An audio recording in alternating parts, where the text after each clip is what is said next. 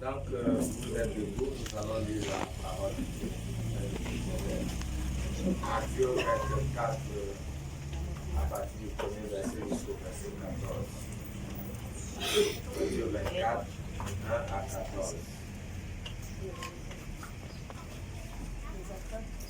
Matthieu 24, 1 à 14. Matthieu, S'il vous plaît.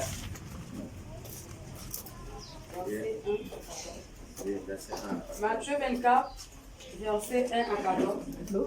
Comme Jésus s'en allait, au sortir du temple, ses disciples s'approchèrent pour lui en faire remarquer les constructions.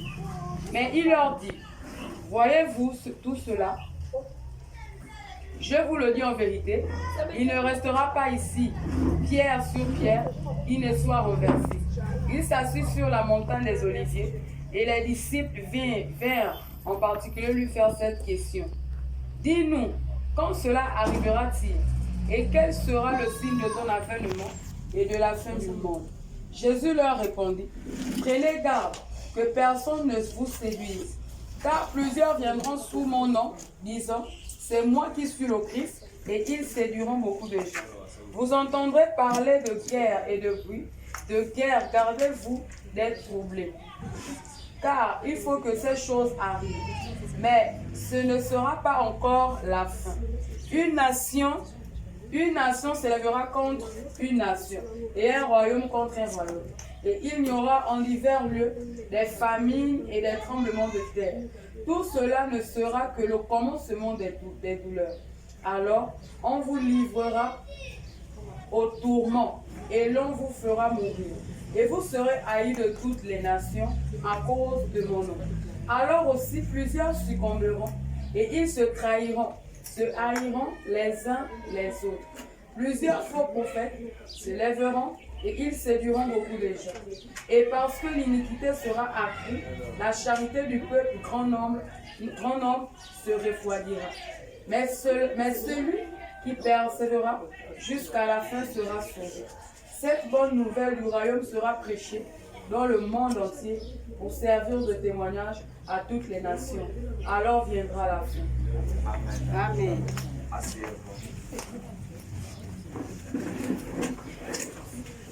Nous avons pour thème ce matin l'arrivée de Jésus-Christ.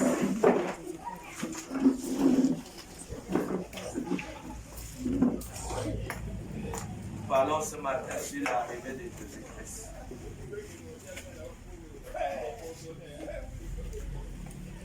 Il n'y a rien d'important d'être dans le calendrier de Dieu. Il n'y a rien d'important d'être parmi des personnes qui seront sauvées.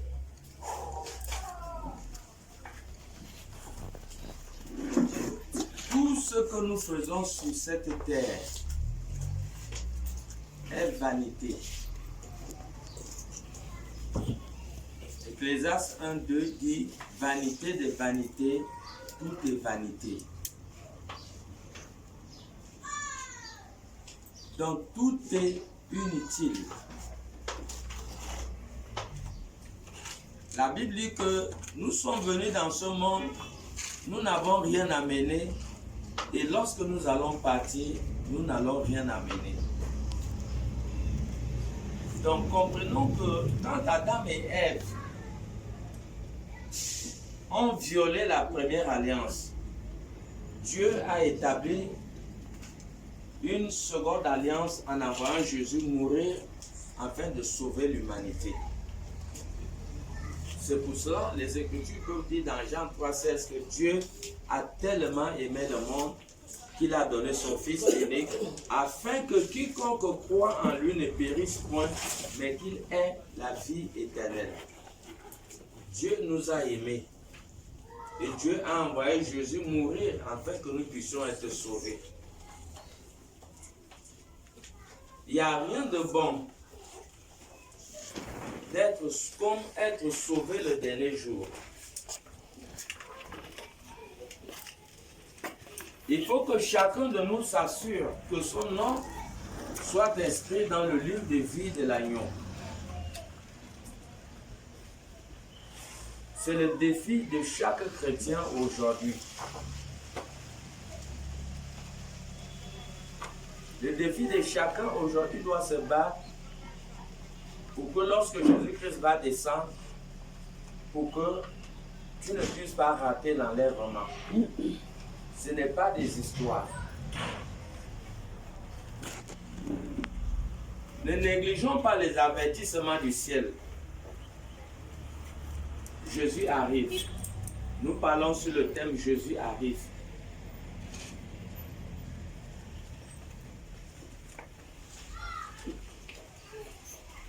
Est-ce que tu connais le nom de peut-être de ton arrière-arrière-grand-père? Mais il a existé, mais aujourd'hui il est dans la terre. Il y a beaucoup de nos grands-parents qui ont existé, mais aujourd'hui ils sont dans la terre. Un jour, nous aussi, nous allons partir dans la terre si Jésus ne vient pas à notre ère.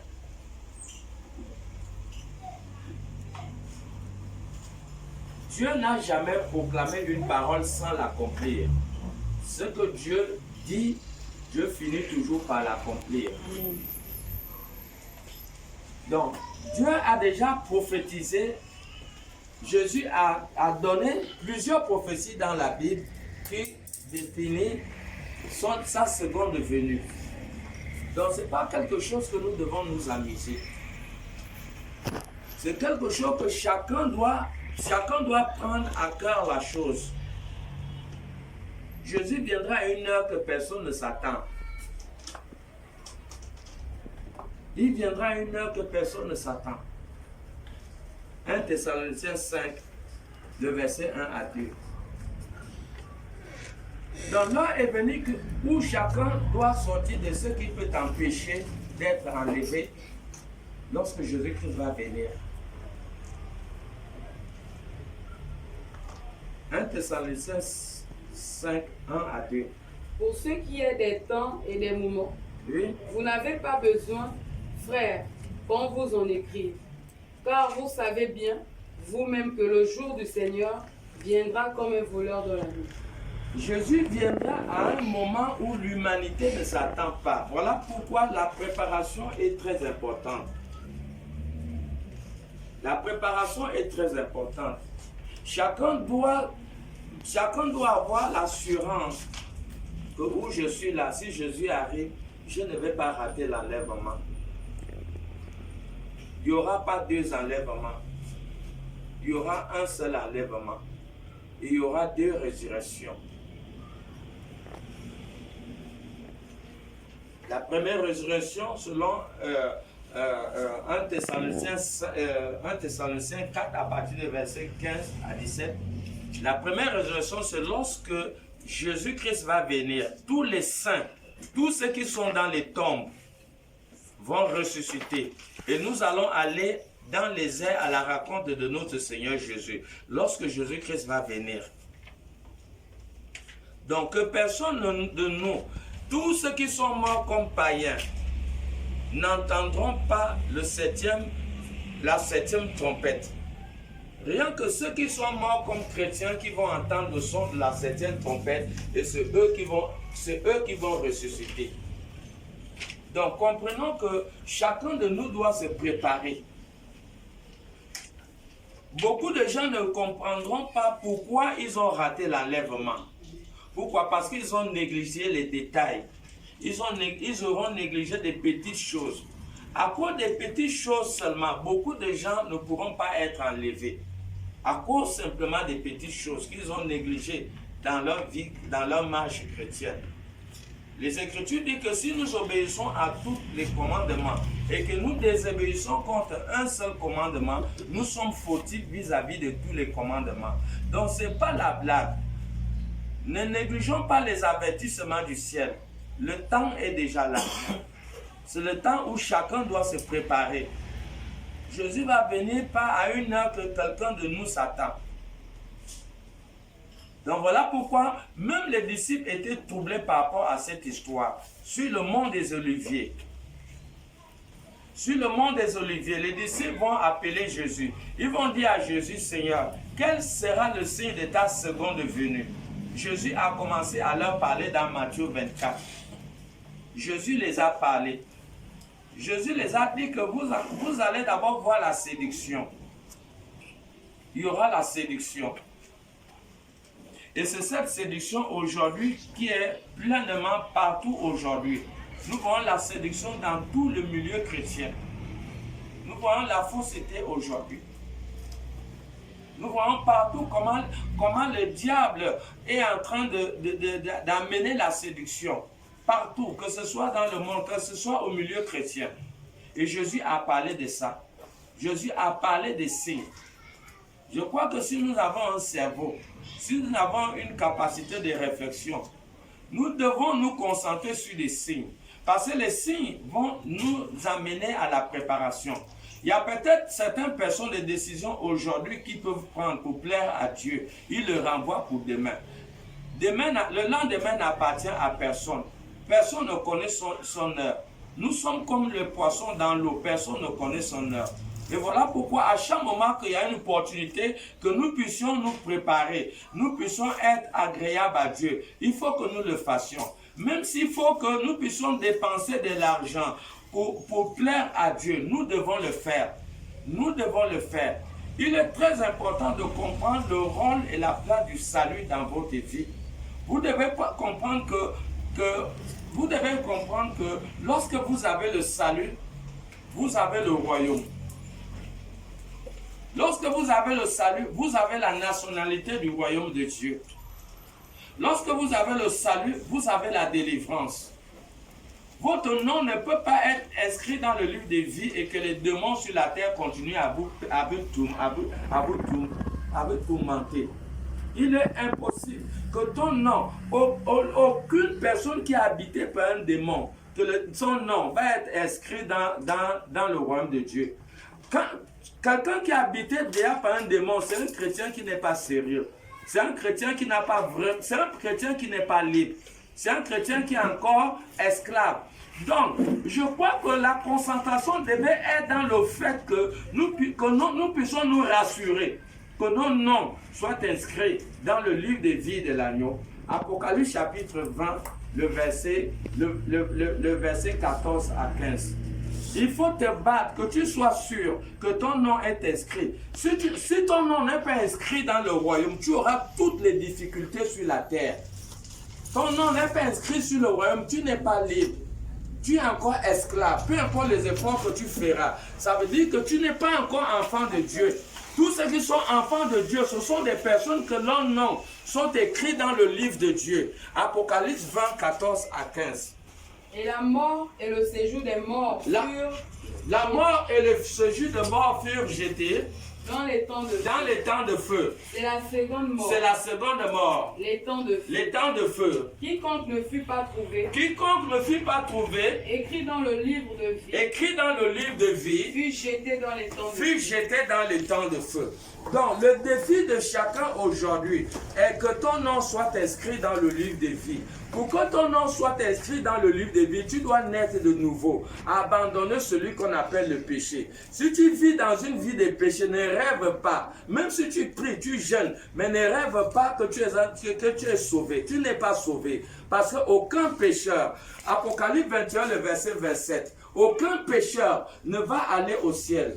Aucun pécheur ne va aller au ciel. Le premier ennemi de l'homme, c'est le péché. Donc si tu vis dans le péché, tu n'es pas connu par Dieu. Tu n'es pas sauvé. Apocalypse 21, le verset 27. C'est très important de comprendre ces vérités. Il n'entrera chez elle rien de souillé. Il n'entrera dans le paradis rien de souillé. Ni personne qui se livre à l'abomination. Ni personne qui se livre à l'abomination. Et au mensonge. Et au mensonge. Il n'entrera que ceux qui sont écrits dans le livre de vie de l'agneau. Il entrera au paradis rien que des personnes dont leur nom figure dans le livre de vie de l'agneau. Et voilà pourquoi j'essaye de me répéter. Tous ceux qui n'ont pas le nom écrit dans le livre de vie ne sont pas sauvés. Et quand Jésus descend pour enlever les élus, vous ne pouvez pas être sauvés. Pourquoi? Parce que quelque part, votre nom ne figure pas dans le livre de vie. Pour que votre nom figure dans le livre de vie, vous devez naître de nouveau. Vous devez abandonner le péché. Vous devez abandonner tout ce qui vous rend coupable devant Dieu. Vous devez abandonner tout ce qui peut vous empêcher d'être enlevé lorsque Jésus-Christ va venir. La nouvelle naissance, c'est quoi? La nouvelle naissance est une nouvelle vie. Est une nouvelle vie avec Jésus. Cette vie que tu prends la décision d'abandonner le mal. Abandonner le mal et devenir un enfant de Dieu. Voilà la catégorie des personnes qui vont aller au ciel. Lorsque ton nom est inscrit dans le livre de vie, le succès est assuré dans ta vie. Tu es un enfant de Dieu. Un enfant de Dieu est celui qui vit le royaume. Quand tu vis le royaume, tu vis déjà les réalités du royaume étant sur la terre. Voilà pourquoi vous pouvez voir certains hommes de Dieu ont des jets privés. Voilà pourquoi certains hommes de Dieu peuvent payer la voiture comme toi tu payes le pain à la boutique. Pourquoi? Parce que eux ils vivent le royaume. Leur vie, ce ne sont pas les terrestres, ce sont les célestes. Il y a beaucoup de gens qui ne veulent pas être des célestes. Ils veulent toujours être des terrestres, vivre la vie terrestre. Colossiens 3, le verset 1 à 1. Il faut chercher à être un terrestre. Il faut chercher plutôt à être un céleste. Amen. Tendons nos yeux vers le ciel. Ceux qui sont nés de nouveau, regardent vers Dieu. Regarde vers le ciel. Colossiens chapitre 3, le verset 1 à 2.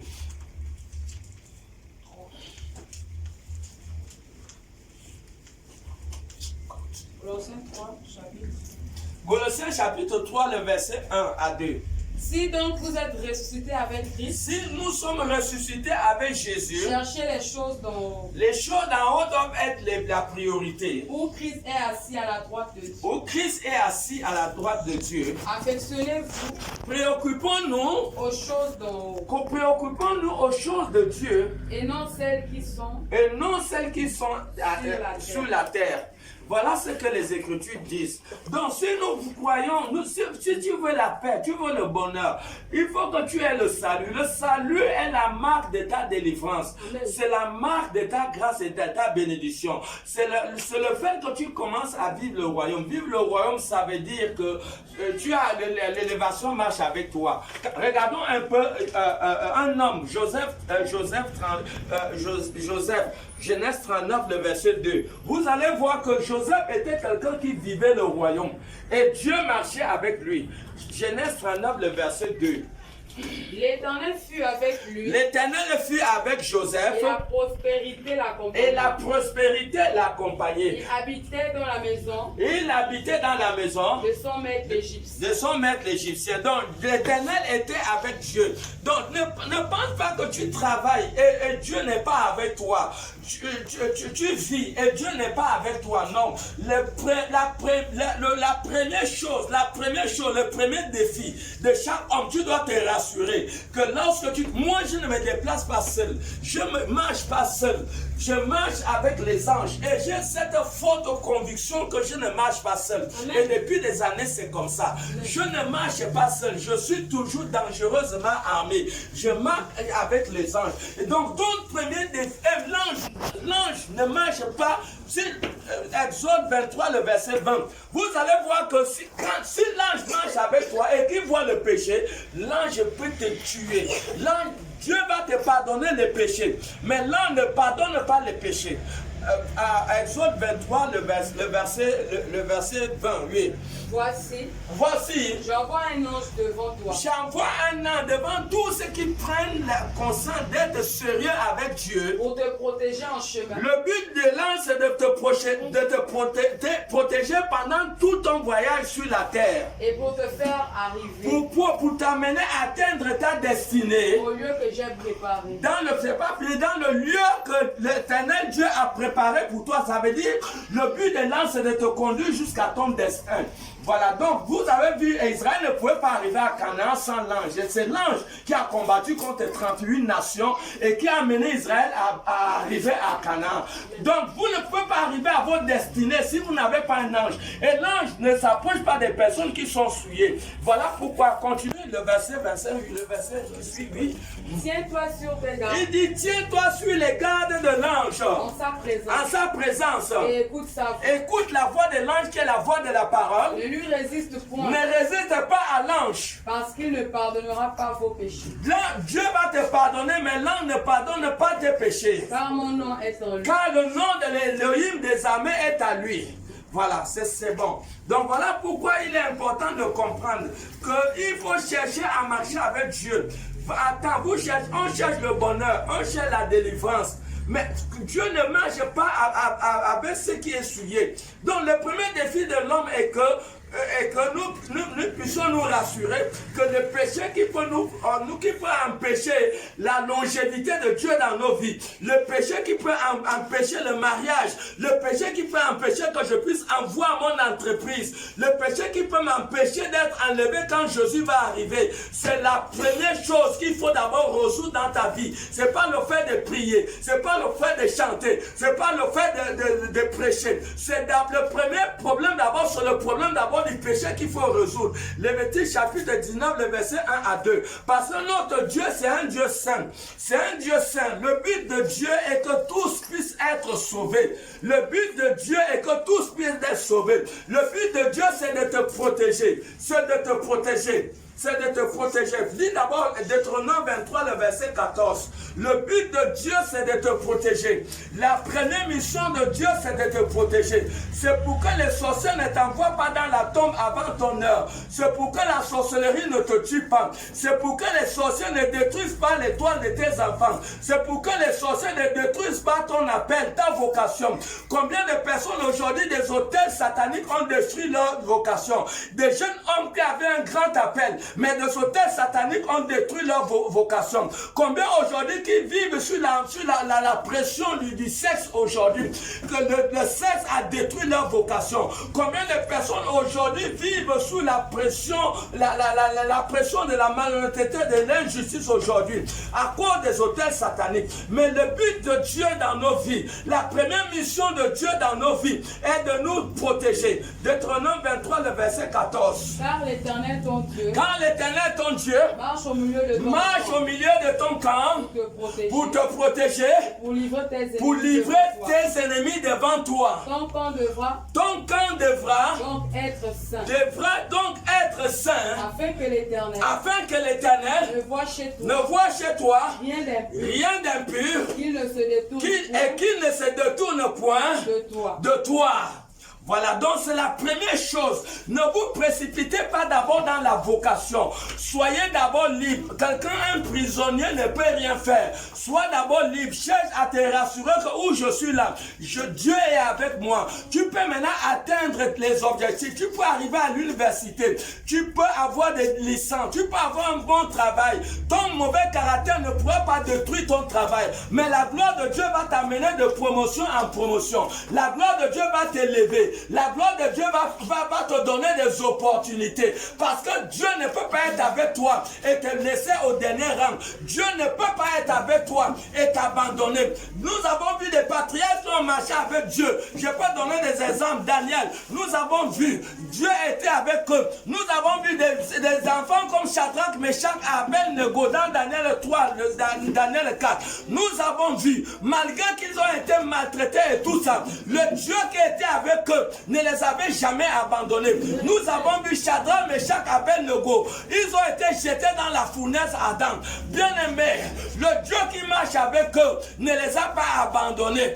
Comprenons l'importance. Si Shadrach, Meshach et Abed-Nego n'avaient pas Dieu, le feu devait les brûler. Le fait que Dieu était avec eux, Dieu les a protégés. Est-ce que vous savez que beaucoup de gens sont morts dans le travail parce qu'on a mis un fétiche sur leur chaise? Dieu n'est pas là. Ils viennent s'asseoir le matin à leur bureau et après une semaine, ils tombent malades. Après un mois, ils sont dans le cercueil. Beaucoup sont morts. Pourquoi? Parce qu'ils ont fait l'erreur de pouvoir s'aventurer sur cette terre méchante sans avoir Dieu. La première sécurité de tout homme devait être Dieu. Voilà pourquoi les disciples ne marchaient pas seuls. Les disciples marchaient avec Jésus. Même quand Jésus était dans la barque, les disciples pouvaient mourir. Dans le livre de Marc 4, ils pouvaient mourir parce que la tempête était forte. La tempête était forte. Mais le fait que Jésus était avec eux, beaucoup de gens sont morts dans des tempêtes de la sorcellerie, dans les tempêtes du con, dans les tempêtes de choses mystiques, des sorts, des fusils nocturnes, les tempêtes du blocage. Mais ils n'ont eu personne pour invoquer. Mais quand ces disciples ont démarré leur voyage, ils se sont rassurés que Jésus était avec eux. Combien de pères de famille aujourd'hui, ils meurent, ils laissent une veuve sans moyens, sans rien, avec les enfants, alors que c'était lui la seule personne qui soutenait la famille. C'était la seule personne qui payait l'école des enfants. C'était la seule personne qui nourrissait la famille. Mais quand il meurt, il dit que qui va rester garder sa famille? Qui va rester scolariser ses enfants? Lui, il y a des pères qui font cette erreur. Des pères ont fait cette erreur. Ils se sont aventurés dans la vie. Ils n'ont pas compris que Dieu doit être avec eux pour les délivrer des tempêtes. Parce que dans la vie, il y aura toujours des tempêtes. Il y aura des tempêtes. Et nous devons comprendre l'importance que Dieu soit avec nous. Essayez d'imaginer dans la mer, pendant qu'ils étaient en plein voyage, si Jésus n'était pas avec eux, qu'est-ce qui devait se passer? Est-ce que la tempête était une tempête normale? Ce n'est pas tous les problèmes dans la vie qui sont des problèmes normaux. Amen. Il y a des maladies qui ne sont pas des maladies normales. Amen. Il y a des problèmes, des attaques qui ne sont pas des attaques normales. Il y a des difficultés qui ne sont pas des difficultés normales. Il y a des chômages qui ne sont pas des chômages normaux. Il y a des célibats qui ne sont pas des célibats normaux.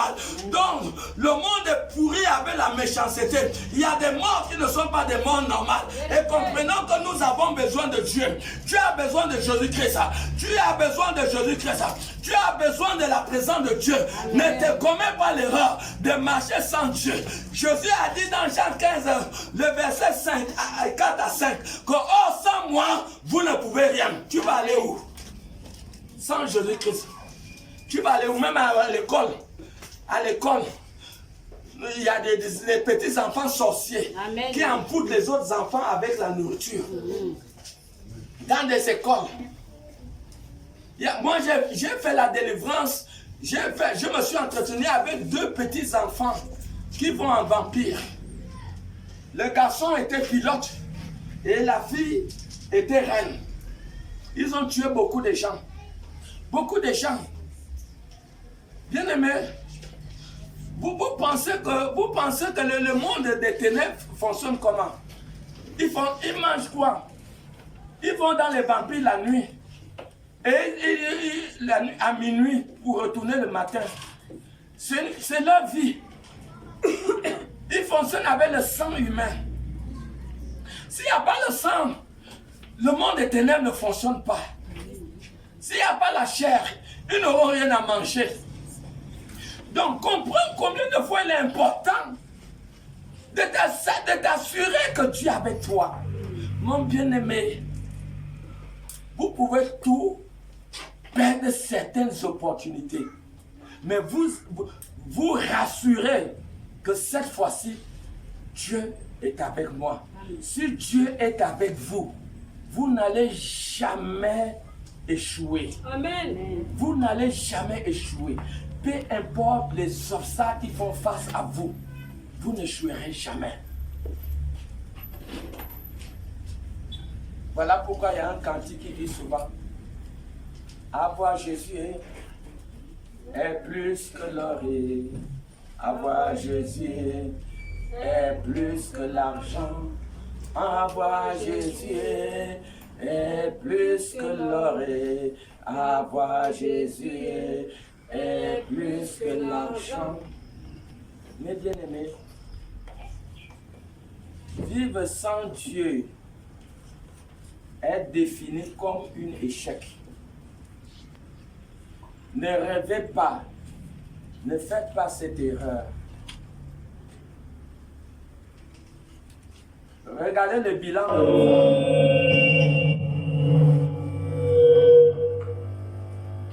Regardons le bilan de nos familles. Regardons le bilan. Les deuils. Les deuils.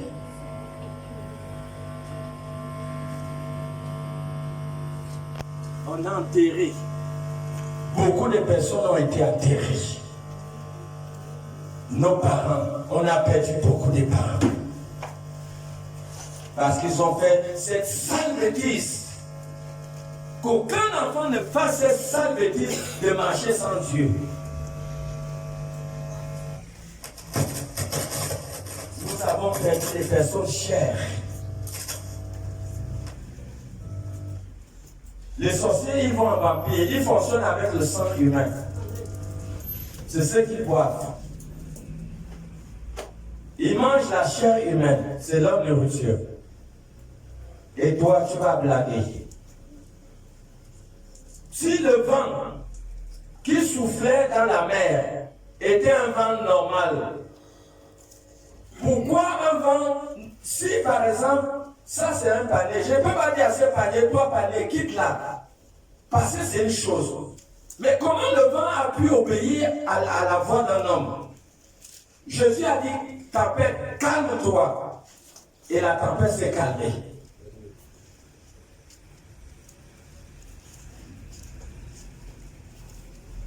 La tempête s'est calmée. Est-ce que cette tempête est une tempête normale? Donc, il y a des problèmes qui ne sont pas des problèmes normaux. Donc, si nous avons affaire aux problèmes qui ne sont pas normaux, donc nous ne devons pas aussi être, nous ne devons pas rester, nous ne devons pas être normaux. Nous devons être spirituels. Amen. Parce que vous ne pouvez pas affronter un problème spirituel si vous restez gaillardement pour vous une personne simple. Vous ne devez pas être une personne simple. Vous devez être une personne spirituelle. Une personne spirituelle est cette personne qui est attachée aux lois, aux commandements de Dieu, aux principes de Dieu, qui les garde, qui obéit. Ça fait de toi une personne spirituelle. Tu peux affronter le spirituel.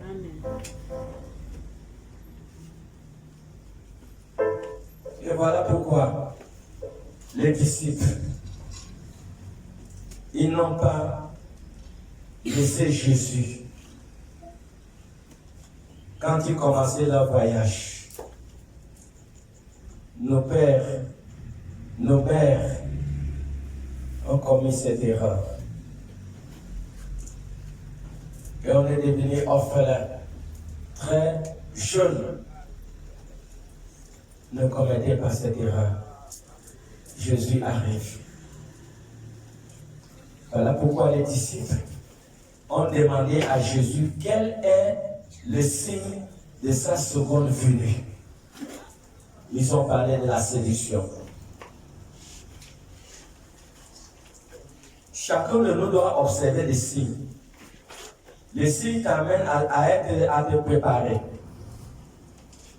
Je répète, c'est très malheureux pour ceux qui vont rater l'enlèvement. Jésus va venir au milieu d'une grande flamme de feu. L'habit de Jésus sera en sang. Ça serait rouge. Et tous les ans, le cheval, ils seront en fin lin blanc. Et Jésus sera au milieu d'une grande flamme de feu quand il va descendre. Et en même temps, tous les chrétiens qui ont leur nom écrit dans le livre de vie, vous verrez que les gens qui ont le nom écrit dans le livre de vie, ces gens portent le Saint-Esprit en eux. Ils portent l'Esprit de Dieu en eux. Toutes les personnes qui ont leur nom écrit dans le livre de vie, tous les cadavres qui sont dans la tombe, qui ont le nom écrit dans le livre de vie, ces cadavres ne vont pas rester dans les tombes. Donc Jésus a donné des signes. Ne négligeons pas les avertissements du ciel. 1. La séduction. Quand vous voyez aujourd'hui, vous venez à l'église, celui qui se dit un dirigeant, un pasteur, te drague et couche avec certaines personnes. Jésus a parlé de ça, la séduction. La séduction. Jésus a parlé des bruits de guerre. Il a parlé des bruits de guerre. Et nous voyons la guerre partout. Mon Dieu, est-ce qu'on imagine le danger de rater l'enlèvement? Est-ce qu'on imagine le danger de rater l'enlèvement? Rater l'enlèvement. Rater l'enlèvement. Nous allons vers une éternité. Soit au paradis, soit en enfer. La vie sera refaite une seule fois pour toujours. Apocalypse 21, le verset 1. Dieu va refaire un nouveau ciel et une nouvelle terre où les justes vont habiter. Donc, chacun doit être attentif à ces signes que les disciples ont demandé à Jésus. Apocalypse 21, 1. Puis j'ai vu un nouveau ciel. J'ai vu un nouveau ciel Et une nouvelle terre. et une nouvelle terre. Dans le premier ciel. Le premier ciel Et la première terre. avait disparu. Et la mer n'était plus. La mer n'était plus. Quelqu'un comprend? Les signes. Est-ce qu'il y a la guerre en ce moment sur la terre? Oui. Les signes. Jésus a parlé de la faim. Est-ce qu'il y a la famine? Oui.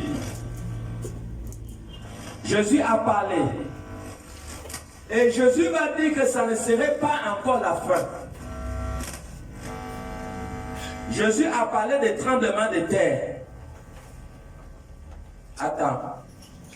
Est-ce qu'il y a des... Est-ce que vous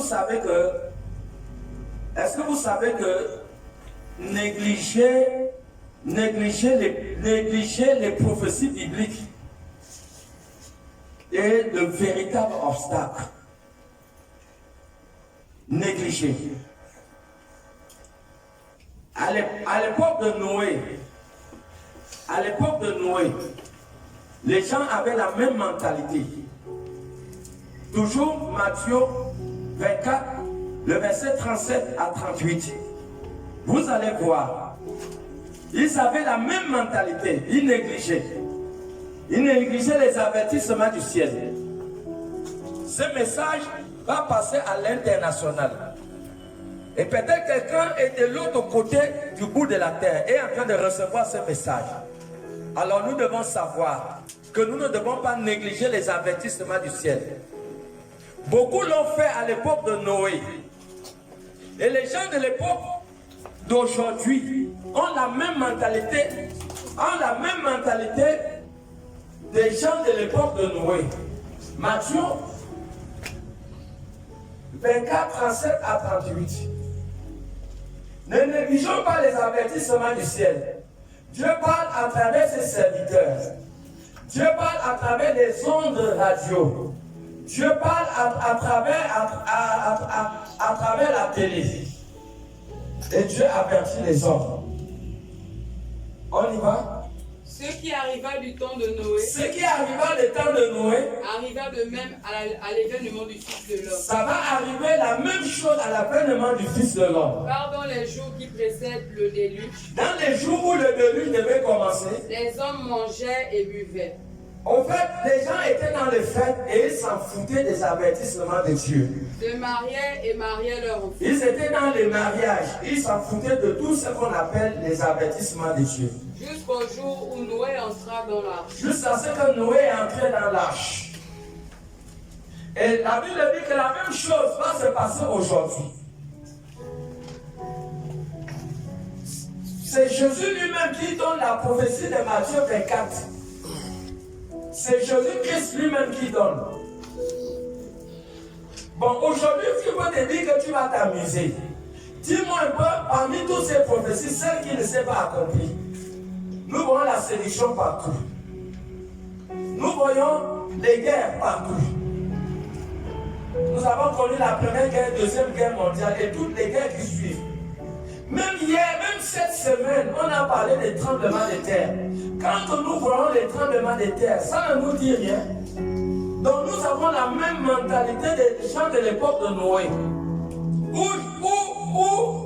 Où Noé, en tant que prédicateur, prêchait la parole. Prêchait la parole. Mais personne ne prenait compte. Personne négligeait. Malgré qu'on voit que les églises se sont toutes multipliées, pour les autres, c'est un sujet de moquerie. C'est un sujet de moquerie. En 1980, il n'y avait pas autant d'églises. Donc autant d'églises ne peut pas interpeller la conscience de quelqu'un pour comprendre que je suis en train de préparer les élus pour être enlevés. Il y a des gens ici en 1980, 1986, 1987 qui étaient déjà nés. Est-ce qu'il y avait autant d'églises? Mais autant d'églises ne peuvent pas interpeller la conscience de quelqu'un pour comprendre, Genèse 7:1, pour comprendre que c'est le temps maintenant d'entrer dans l'âge. C'est le temps d'entrer dans l'âge de Dieu. C'est le temps maintenant d'entrer dans l'église. Est-ce que c'est le temps de sortir de l'église? C'est le temps de sortir de l'église. C'est le temps de sortir de l'église parce qu'il y a des personnes qui blasphèment contre l'église. Mais ça, c'est une bêtise. Genèse 7. L'Éternel dit à Noé, L'Éternel dit à Noé, entre dans l'arche, entre dans l'arche, toi et toute ta maison, toi et toute ta maison, car je t'ai vu juste je t'ai vu juste. devant moi. C'est le temps d'entrer dans l'âge. C'est le temps d'entrer dans l'église. Ce n'est pas le temps de sortir. Hébreux 25, Hébreux 10, 25. Même la Bible dit ne sors pas. Mais toi tu sors de l'église parce qu'un homme s'est levé pour parler mal de l'église. La Bible te dit ne sors pas. Hébreux 10, 25.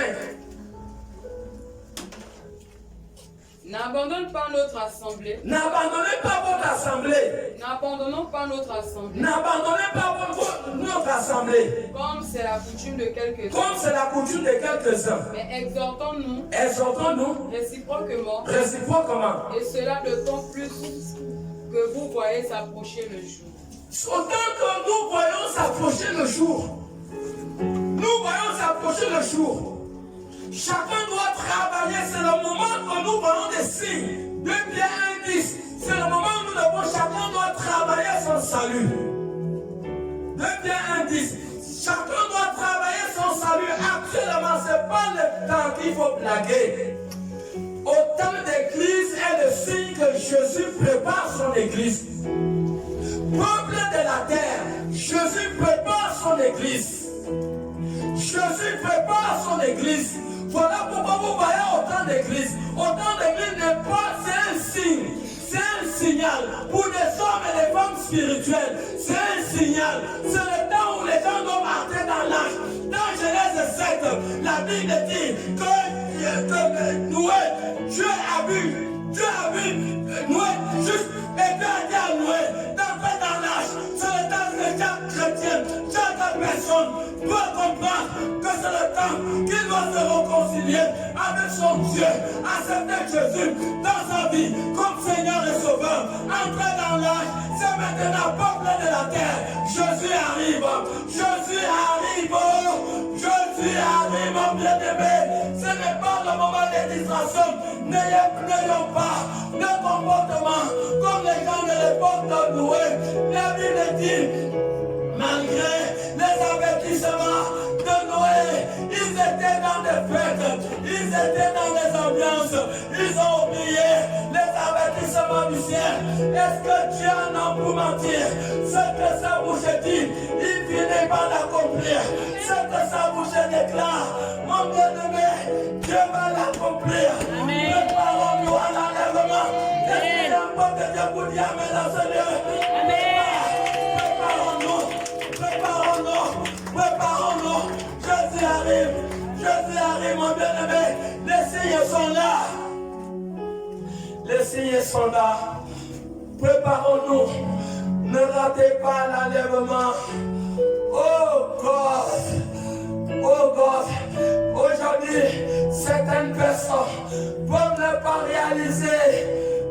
un grand malheur que lorsque les autres vont disparaître, lorsque les autres vont aller et vont se retrouver, qui n'ont pas été enlevés. Oh là, Yabasheke, 1 Thessaloniciens 4, à partir du verset 15. Oh là, Yabasheke, ne ratez pas. Oh mon bien-aimé, 1 Thessaloniciens 4, 15 à 17. Jésus va dire dans Matthieu 26, 26, après c'est un homme de gagner le monde sur personne. Ça sert à quoi, mon bien-aimé? Ça te sert à quoi d'entrer dans le cercueil sans avoir réparé ton chemin avec Dieu? Qu'est-ce que tu gagnes en entrant dans le cercueil sans préparer ton chemin avec Dieu? Qu'est-ce que tu gagnes en entrant dans la tombe sans préparer ton chemin avec Dieu? Tu gagnes quoi? Tu gagnes quoi? La fin de toute chose, c'est la mort. Si Jésus ne vient pas, toi et moi, un jour on va se retrouver dans la tombe. Mais tu gagnes quoi en partant sans préparer ta route? Tu gagnes quoi? C'est tu essaies de réfléchir. 1 Thessaloniciens 4 à partir du verset 15. Il dit quoi? Voici en effet ce que nous déclarons d'après la parole du Seigneur. D'après la parole du Seigneur. Nous les vivants. Restez pour l'avènement. Seigneur. Du Seigneur. Nous ne dévancerons pas. Ceux qui sont morts. Car le Seigneur. Lui-même. Un signal donné. Oui. À la voix d'un arbre. Au son du 7e ange. Au son de la trompette de Dieu. Quand le 7e ange va sonner, la 7e trompette descendra du ciel. Et le son va descendre du ciel. Les morts en Christ. Les morts en Christ ressusciteront. Vont ressusciter. Premièrement. Ensuite. Nous les vivants. Qui seront restés. Nous serons tous assemblés. Nous serons tous ensemble. Enlevés. Avec eux. Sur des nuées. Dans les nuées. À la rencontre du Seigneur. Dans les airs. Et ainsi. Nous serons toujours. Avec le Seigneur. Ne rêve pas, mon bien-aimé. Ne rêve pas rater l'enlèvement. Ne rêve pas rater l'enlèvement. La fatale. Il n'y aura pas de enlèvement. Il y aura bel et bien des résurrections. La deuxième résurrection, ce sont les païens après le millénium.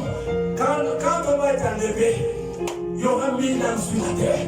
Les païens vont rester 1000 ans dans la torture, dans la souffrance.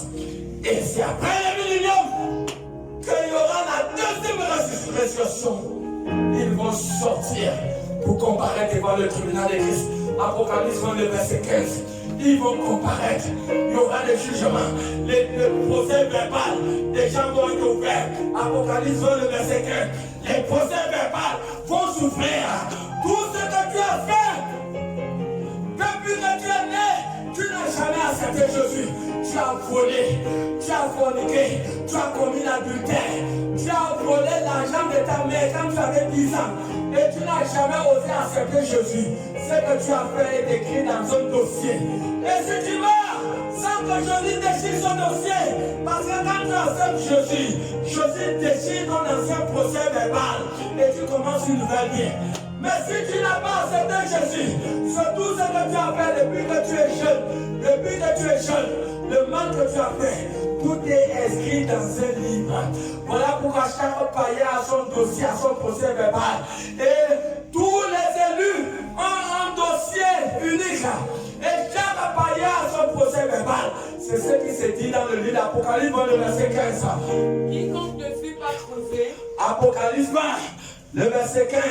Quiconque ne fut pas trouvé. Oh la braché que et dans le livre de vie. Fut jeté dans les temps de vie. Apocalypse 20. 12. Lis le verset 12. Apocalypse le verset 12. On y va rapidement. Et je vis les morts. Les grands et les petits. Ils se tenaient. Devant le trône. Des livres furent ouverts. Des procès verbaux se sont ouverts. Et un autre livre fut ouvert. Chaque païen qui a a fait le mal depuis qu'il a 7 ans. Il n'a jamais osé accepter Jésus. Tout ce qu'il a fait est écrit dans un livre. Et à la deuxième résurrection des païens, ils vont quitter des tombes directement devant le tribunal du Christ. Et c'est ce qui est dit dans Apocalypse 20, le verset 15. C'est pas la blague. Et voilà pourquoi vous voyez, chaque païen, c'est pas fini. Chaque païen a un livre. Chaque païen a son procès verbal. Et on va lire, avant sa condamnation éternelle, on va lire dans un papier, le verdict sera donné. Et la condamnation sera déclarée. Reprends Apocalypse 22. Oui. Et je vis les morts. Et je vis les morts. Les grands et les petits. Les grands et les petits. Ils se tenaient devant le trône. Ils étaient devant le trône. Les livres furent ouverts. Les livres furent ouverts. Et un autre livre fut ouvert. Un autre livre fut ouvert. Celui qui est le livre de vie. Celui qui est le livre de Et vie. les morts furent jugés. Les morts furent jugés. Selon leurs œuvres. Selon leurs œuvres. D'après ce qui était écrit. D'après ce qui était écrit Dans ces livres. dans leur dossier, dans leur procès verbal. C'est ça. Voilà pourquoi les signes sont devant nous. Tremblement de terre, séduction, famine, guerre. Au verset 11, 12, ils ont parlé dans Matthieu 24, ils ont parlé des faux prophètes. Nous voyons des faux prophètes qui sont dans la scène, des faux pasteurs qui sont dans la scène. Jésus a parlé d'eux. Oh la vache est vrai. Jésus a dit nous le verset 13, Matthieu 24, le verset 13. Le verset 12, il dit l'amour de plusieurs personnes va se refroidir. Voilà pourquoi vous pouvez voir. On insulte l'église, on insulte ces pasteurs sataniques, ces prophètes sataniques, et des personnes qui n'ont pas de racines en Christ, ils sortent de l'église. Ils sortent de l'église. Et Matthieu 24, 13 s'accomplit. L'amour du plus grand nombre va se refroidir. Beaucoup de gens qui ont accepté Jésus-Christ hier, beaucoup vont se refroidir. Beaucoup vont cesser d'aller à l'église. Oui. Et parce que l'iniquité sera accrue, Le mal va connaître une grande croissance. la charité du peuple grand nombre, du plus grand nombre, L'amour du plus grand nombre se refroidira. va refroidir. L'amour que les gens avaient pour Jésus va se refroidir. Le verset 13 dit, Mais celui qui persévérera jusqu'à la fin jusqu'à la fin sera sauvé. sera sauvé. Jésus a donné un dernier signe. Le verset 14. Il a dit, cette bonne nouvelle du royaume sera prêchée jusqu'aux extrémités de la terre. Alors viendra la fin. Cette bonne nouvelle du royaume sera prêchée jusqu'à toutes les extrémités de la terre. Alors viendra la fin. Toi et moi, si nous voulons étudier la fin, la première chose que nous devons chercher à comprendre, est-ce que l'évangile est entré dans toute la planète Terre, dans tous les pays? C'est la question que tout le monde doit se poser. J'ai fait des recherches et j'ai demandé, est-ce qu'il y a un pays où il n'y a pas la Bible? Et Internet m'a dit que dans tous les pays sur la planète Terre, il y a la Bible, il y a des chrétiens. Il y a dans les pays islamiques, il y a des chrétiens mais qui servent Dieu dans la cachette. Pourquoi? Parce qu'il y a des pays qui ont interdit l'évangile. Mais l'évangile est entré dans tous les pays de la planète Terre. Où les missionnaires ne peuvent pas aller. Les Bibles sont entrées dans ces lieux. Où les missionnaires ne peuvent pas aller. La radio est entrée dans ces lieux. Donc tout pays sur la planète Terre a déjà entendu parler de Jésus. C'était le dernier signe.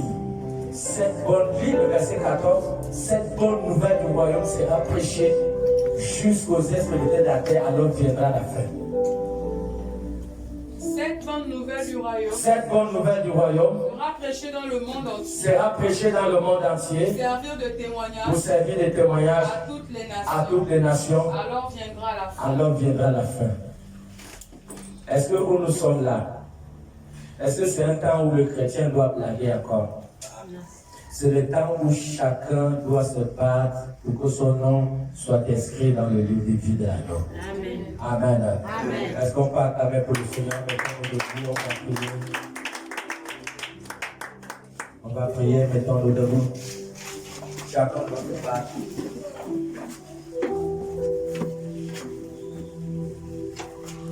Chacun doit se battre.